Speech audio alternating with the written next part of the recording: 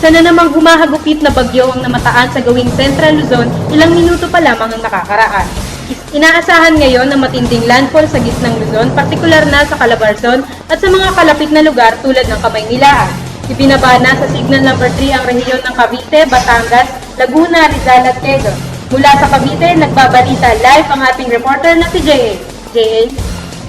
Salamat, Gina. Dito nga sa Cavite ay ramdam na nga ang pagbukso ng hangin at malakas na ulan dulot ng sinasabing bagyo.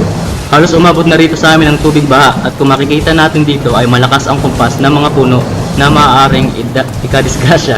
Nandito naman ako ngayon sa isang evacuation center kung saan nagsilikas ang mga residente ng kalapit na barangay. Sama ko ngayon sa aking kanan ang isang residente. Ano pong pangalan nyo? Liza po.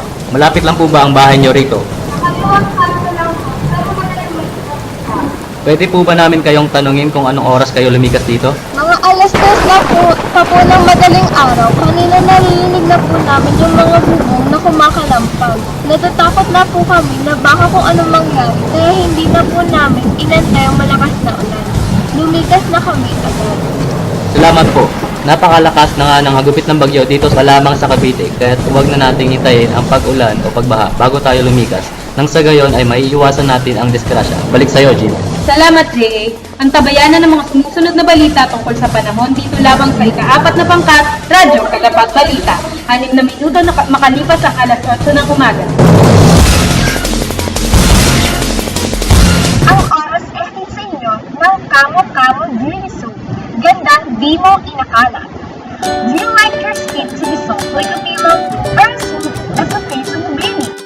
No worries. Kamo-Kamo Beauty and Whitening Soap helps your skin to be soft, smooth, and healthy. So try now. Kamo-Kamo, the soap of girls' generation.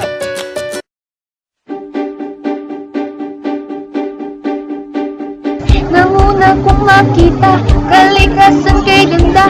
Wala pa nung pulsyon, ngayon ay meron na. Basurang nagsikalat, naglutangan sa dagat. Kaya tayo'y mamulat, linisin ng dalat. Oh, I love you, sing. Oh, I love you, sing. And I love you, sa ating kapaligid ay linisin. Maglinis tayo, 3 hours gamitin. Huwag nang magtapon sa paligid natin. Magtanim ng puno, huwag nang pumutol. Huwag din magmina, nature ay bongga. Maglinis tayo, 3 hours gamitin. Huwag nang magtapon sa paligid natin. Magtanim ng puno, huwag nang pumutol. Huwag din magmina, nature ay bongga. Nakakapagod ba ang araw-araw na trabaho? Nakaka-stress ba ang pag-aaral? Nakakapanit ba ang engineering? Inom na ng energy drink. Nagbibigay ito ng sodium chloride, barium sulfate, at potassium hydroxide na kailangan ng ating katawan sa pang-araw-araw na laban. Para sa lakas at buong maghapon, Take energy drink gives you the answers in balancing equations.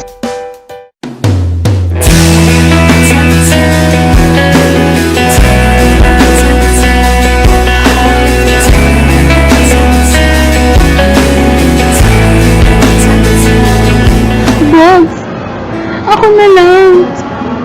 Gusto ko ako pa rin. Ako na lang ulit. Box? Ana? May! Sandali, May! May, please. Okay na lang siya, please lang. May, Ana! Huwag mo na kaming gulahin, parang awa mo na. Bogs!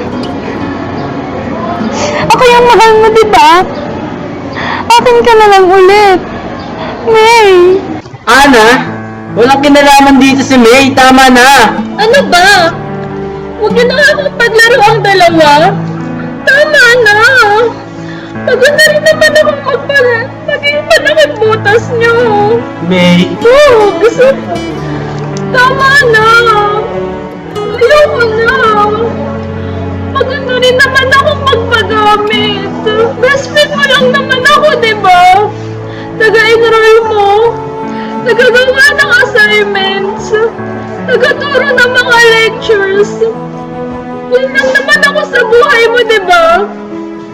Kaya, it's the biggest mistake in my life. But I fall in love with my best friend. Mahal, hindi naman kita eh. Kaya lang, Ayan, yan tayo sumasablay kasi. Sa kaya lang, laging may kaya lang.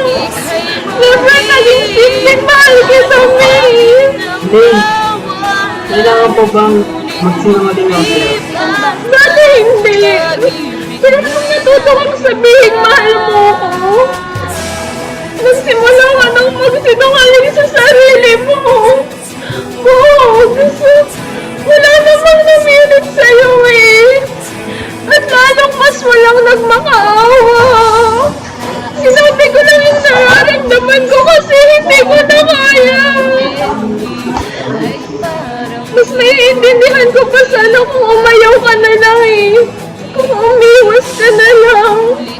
Pero sinota mo ko eh. Nakakatawang isipin. Sinota mo yung best friend mo. May, At nung dumating si Adam, tinatalo mo yung lahat. Congratulations! Natalo tayo. Natutunaw bakit nalulung sa